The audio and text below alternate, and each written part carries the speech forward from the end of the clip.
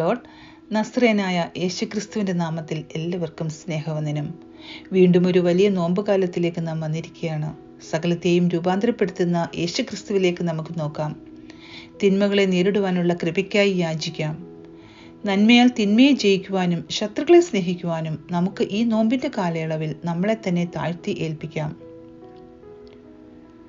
ഈ നോമ്പിനെ ആസ്പദമാക്കി യെശയ്യാ പ്രവചനം 58-ാം അധ്യായത്തിൻ്റെ 7-8 വാക്യങ്ങളിൽ പറഞ്ഞിരിക്കുന്നത്, വിശപ്പുള്ളവന് നിന്റെ അപ്പം നുറുക്കിക്കൊടുക്കുന്നതും അലഞ്ഞു നടക്കുന്ന സാധുക്കളെ നിന്റെ വീട്ടിൽ ചേർത്തുകൊള്ളുന്നതും നഗ്നനെ കണ്ടാൽ ഉടുപ്പിക്കുന്നതും നിന്റെ മാംസരക്തങ്ങളായിരിക്കുന്നവർക്ക് നിന്നെ തന്നെ മറയ്ക്കാതിരിക്കുന്നതും അല്ലയോ എന്ന്.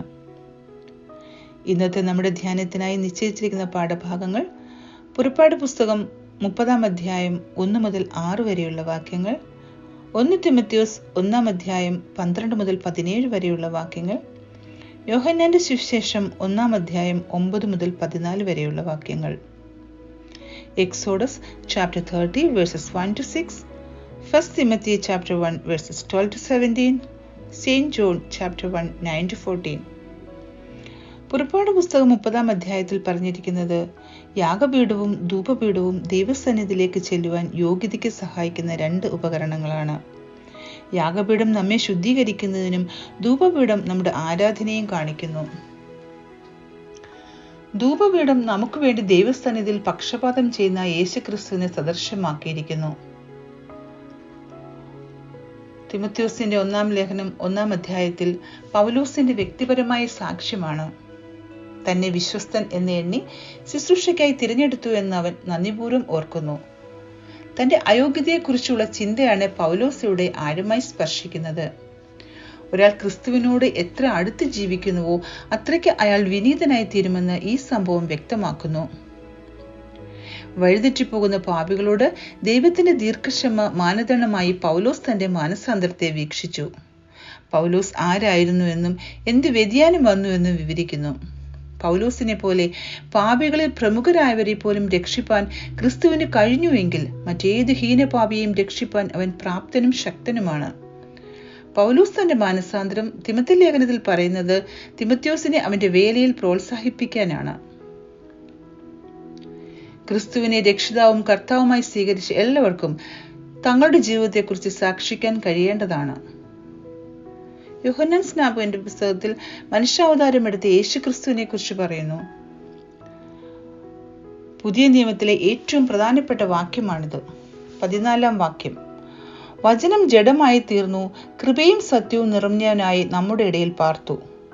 ഞങ്ങൾ അവന്റെ തേജസ് പിതാവിൽ നിന്ന് ഏകജാതനായവന്റെ തേജസ്സായി കണ്ടു. പിതാവിനോട് സമനായവൻ പാപമണ്ഡലത്തിലേക്ക് അവതരിച്ചു. ഒന്നും അർഹിക്കാതെയും ഒന്നും ചെയ്യുവാൻ കഴിയാതെയും ഇരിക്കുന്ന മനുഷ്യന് സൗജന്യമായി ലഭിക്കുന്നതാണ് കൃപ. അജ്ഞതയിലും അന്ധകാരത്തിലും ഇരിക്കുന്നവർക്ക് അവൻ സത്യമാണ്. ആ സത്യത്തിന്റെ പ്രഭ ഞങ്ങൾ കണ്ടു എന്ന് അപ്പോസ്തലൻ പറയുന്നു.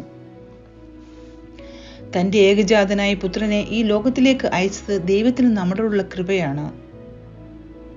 നാം കണ്ട പരമോന്നതമായ സ്നേഹം കാൽവറി ക്രൂശിലെ സ്നേഹമാണ്. അതിലും വലിയ സ്നേഹമില്ല. തിരുവചന പഠനത്തിലൂടെ ദൈവകൃപ ലഭിച്ച അനേകം വ്യക്തികളെക്കുറിച്ച് നാം മനസ്സിലാക്കുന്നു. യേശുവിന്റെ അമ്മ മറിയയ്ക്ക് ഉണ്ടായ ദൈവകൃപ, ഈ ലോകരക്ഷകനെ ഉദരത്തിൽ വഹിപ്പാനുണ്ടായ ദൈവകൃപ. ബൈബിൾ റീഡിങ്ങിന്റെ പ്രാധാന്യത്തെ പറ്റി അമേരിക്കൻ ഇവാഞ്ചലിസ്റ്റായ D.L. മൂഡി ഇപ്രകാരം പറയുന്നത്, When I pray to God, I talk to God. But when I read Bible, God is talking to me.